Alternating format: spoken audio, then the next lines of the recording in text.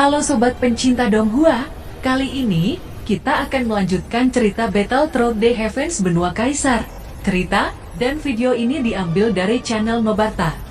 Tanpa banyak basa-basi, mari kita simak alur ceritanya. Melanjutkan dari cerita sebelumnya, setelah berhasil menghidupkan Xiao Xuan, Xiaoyan meninggalkan klan Yao. Saat berjalan keluar dari gerbang klan Yao, Xiaoyan segera melepaskan kekuatan jiwa untuk melihat area sekitar. Fluktuasi dua Dodi bintang 6 mendengar terdeteksi olehnya. Xiaoyan menuju arah fluktuasi energi tersebut. Begitu kedua orang itu melihat Xiaoyan, mereka sangat terkejut karena gagal merasakan hadirnya Xiaoyan. Xiaoyan yang menggunakan Dopan, dia berkata, "Ini sebenarnya orang-orang dari Kuildan," ucap Xiaoyan. Keduanya saling memandang dan berkata, "Apakah Anda mengenal kami?" ucap dua orang dari Kuildan itu. Mendengar pernyataan orang itu, Xiaoyan tersenyum jahat di dalam hatinya. Xiaoyan mendekati keduanya lalu berkata, "Saya juga berasal dari Kuildan. Secara alami saya mengenal kedua senior," ucap Xiaoyan. Keduanya merasa lega dan berkata, "Kenapa Anda berada di tempat ini?" tanya orang dari Kuildan itu. "Saya datang ke sini untuk membahas teknik pemurnian dengan salah satu anggota klan Yao," ucap Xiaoyan. "Oh, ternyata seorang alkemis. Namun mengapa Anda menggunakan jubah hitam?" ucap seorang dari Kuildan itu. Xiaoyan kemudian ingat bahwa para alkemis di Kuildan semuanya mengenakan jubah putih. Dengan tenang dia berkata, "Saya biasanya menggunakan jubah putih. Namun saya ingin mengubah suasana hati dengan mengenakan jubah hitam," ucap Xiaoyan. Lalu Xiaoyan segera mengubah topik, dia berkata, "Dua teman sedang menunggu klan Yao di sini. Haruskah saya masuk dan membantu kalian?" ucap Xiaoyan.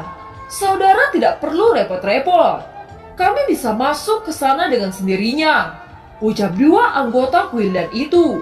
Xiaoyan tersenyum dan berkata, "Baiklah, kalau begitu semoga Anda berdua beruntung. Mari kita bertemu di lain waktu," ucap Xiaoyan berbalik pergi.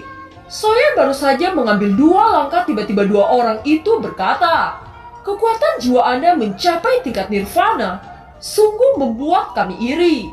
Saya telah terjebak di puncak keadaan Dodi selama bertahun-tahun yang tak terhitung jumlahnya," ucap kedua anggota Kuildan itu. "Mungkin aku bisa membantumu," ucap Xiaoyan tersenyum. Keduanya langsung terkejut. Betapa sulitnya untuk mematahkan kekuatan jiwa dari puncak Dodi ke tingkat nirvana. Bagaimana mereka tidak terkejut mendengar Xiaoyan mengatakan bahwa ia dapat membantu mereka? Xiaoyan tersenyum dengan wajah yang meyakinkan lalu berkata, "Kalian bisa menatap mataku," ucap Xiaoyan. Mendengar itu keduanya menatap Xiaoyan seperti yang dia perintahkan. Tiba-tiba 2 tenda ungu ditembakkan dari mata Xiaoyan. Itu masuk melalui alis keduanya mengenai lautan pengetahuan jiwa mereka. Seketika keduanya merasa bahwa dunia di sekitar mereka menjadi gelap dan luas. Kemudian langit tiba-tiba menjadi emas. Dan pada saat yang sama suara guntur terdengar dalam pikiran mereka satu demi satu. Setiap guntur terdengar seperti cambuk bagi jiwa mereka. Rasa sakit yang hebat membuat kepala mereka seolah-olah akan meledak. Sejak Xiaoyan menjadi Dodi bintang 6 dan kekuatan jiwa keadaan nirvana, dia memiliki kekuatan untuk membuat musuh memasuki halusinasi. Semakin lemah kekuatan jiwa dalam halusinasi, semakin cepat akan mati. Namun ada satu kekurangan dalam metode penyerangan jiwa halusinasi ini, yaitu musuh harus menatapnya dengan tajam. Pada saat ini 2 orang Kuildan yang terjebak oleh kekuatan halusinasi itu menjerit kesakitan dengan kedua tangan memegang kepala. Xiaoyan tersenyum dan penguasa Suan Api muncul di tangannya. Dia mengayunkan penguasa Suan Api dengan sangat keras dan mematahkan kepala keduanya seperti semangka. Segera api langit menghantam kedua tubuh itu dan menjadi anjing panggang yang hanya menyisakan 2 cincin spasial di tanah. Begitu Xiaoyan mengambil cincin itu, tiba-tiba dia merasakan 5 fluktuasi yang kuat bergegas ke arahnya dari 2 arah. Tanpa menunda lebih lama lagi, saat tubuh Xiaoyan terbang menuju ke lubang cacing. Melihat Xiaoyan memasuki lubang cacing, 5 pembunuh Kuildan bergegas ke depan. Pria yang lebih kuat dari 4 lainnya berhenti tiba-tiba dan mengangkat tangannya, memerintahkan 4 lainnya untuk berhenti. Ekspresi suram muncul di wajahnya saat memandang tanah yang terbakar. Dia bisa merasakan jejak mayat dari 2 anggotanya yang dibunuh Xiaoyan secara tragis.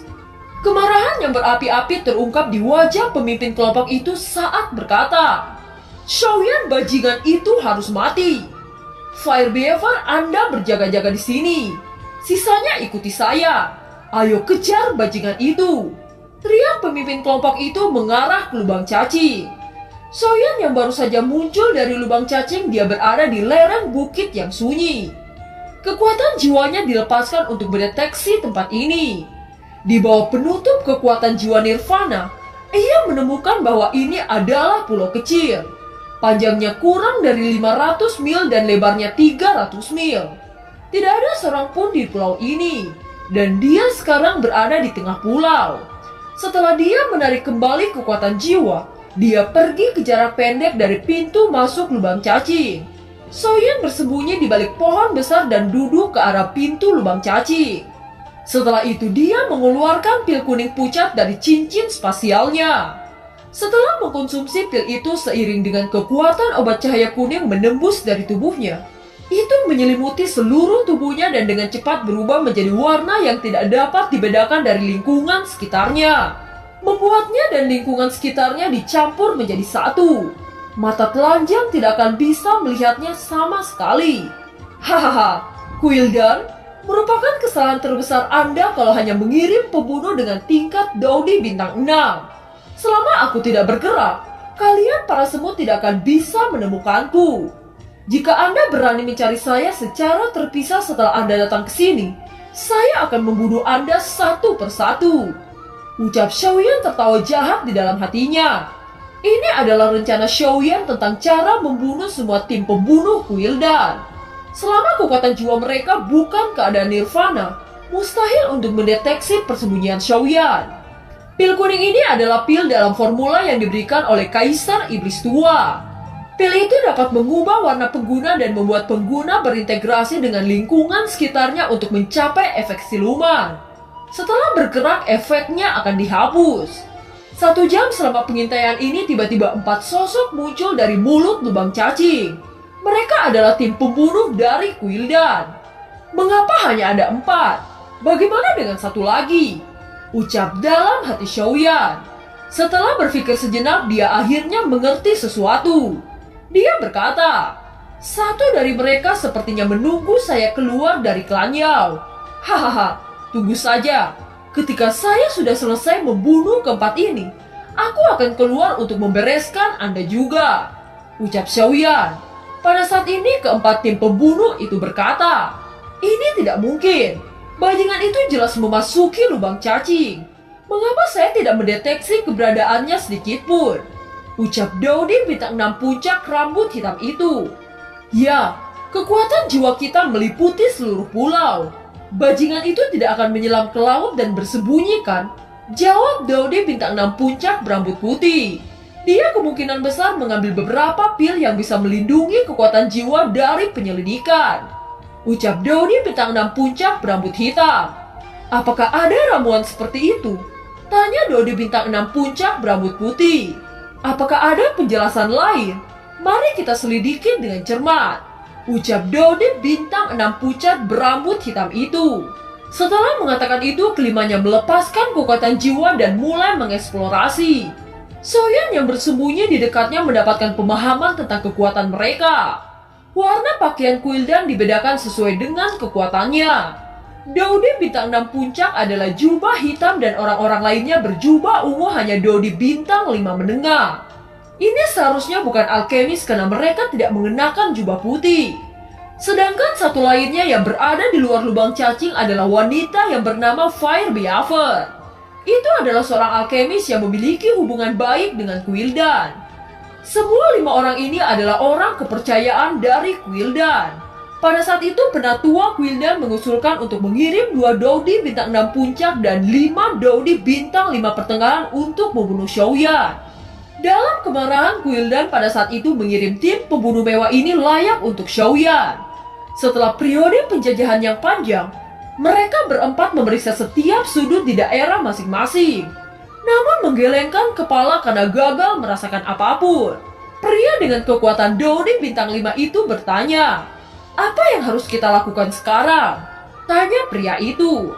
Dodi bintang 6 puncak itu tidak bisa memikirkan cara yang baik untuk sementara waktu dan tidak berbicara.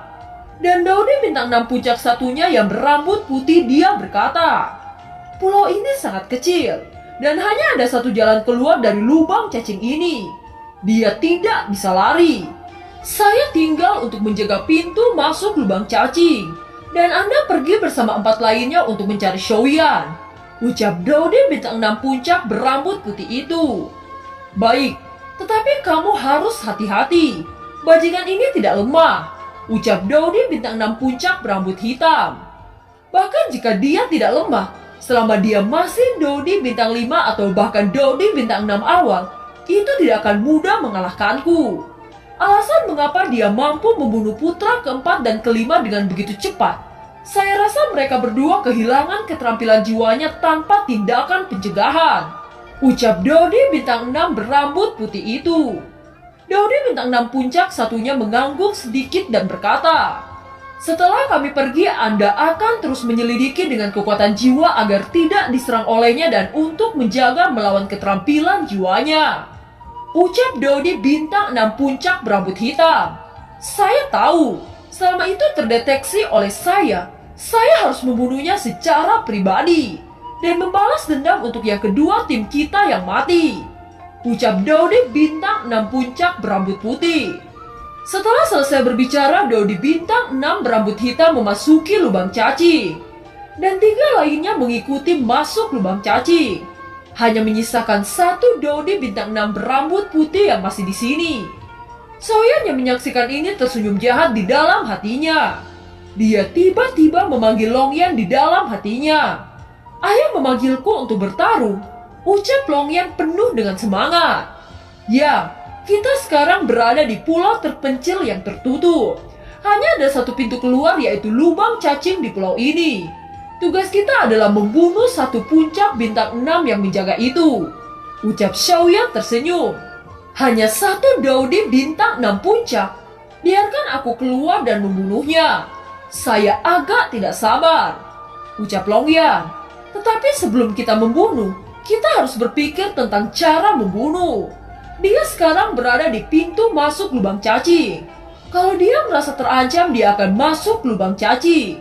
Kita tidak bisa membunuhnya di sana. Oleh karena itu, saya akan menuntun ke tempat yang jauh dari lubang cacing. Pada saat itu, dia bahkan tidak bisa berlari jika dia ingin lari," ucap Xiaoyan.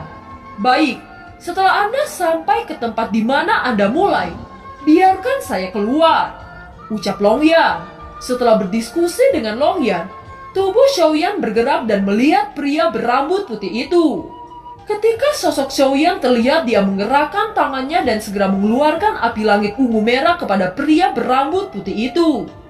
Pria berambut putih itu tidak bisa menahan kegembiraannya setelah menemukan keberadaan Xiaoyan. Tangan kanannya terkepal dan pedang panjang yang dipenuhi energi kuat muncul. Itu diayunkan dan bayangan pedang perak seperti tirai air terjun bertabrakan dengan api langit. Api langit memercik dan menghilang setelah bentrokan dengan pedang energi itu. Pria berambut putih itu tertawa dan berkata, "Hahaha, aku tidak menyangka kamu memiliki api langit. Api langitmu sangat kuat dan itu harus diberi peringkat. Sayangnya Anda hanya berada di masa-masa awal bintang 6. Oleh karena itu, api langit ini ditakdirkan untuk mengubah Tuan." "Hahaha," ucap pria berambut putih itu. "Benarkah? Kamu memang kuat. Tetapi untuk bisa mengambil api langit dari tubuhku, kamu harus mengejar dan membunuhku terlebih dahulu," ucap Xiaoyan. Setelah selesai berbicara, tubuh Xiaoyan melesat menjauhi jarak dari lubang cacing. "Ingin melarikan diri ya? Sungguh upaya yang sia-sia," ucap pria berambut putih itu tertawa dan mengejar Xiaoyan. Xiaoyan memimpin pria tua berambut putih di depannya. "Anda telah memalukan Quildan jika tidak bisa mengejar saya," ucap Xiaoyan mengejek. "Bocah bau, Sampai kapan Anda akan menjadi kelinci yang hanya bisa melarikan diri? Ucap pria berambut putih itu. Hahaha, Xiaoyan hanya berlari dan tertawa di sepanjang jalan. Segera keduanya telah mencapai titik paling selatan dari pulau terpencil. Bajingan kecil, apakah kamu sudah lelah berlari? Sekarang izinkan kakek ini untuk mengambil api langit dan membawa mayatmu. Ucap pria berambut putih itu. Dan film pun berakhir. Terima kasih telah menyimak dari awal sampai akhir ya. Sampai jumpa.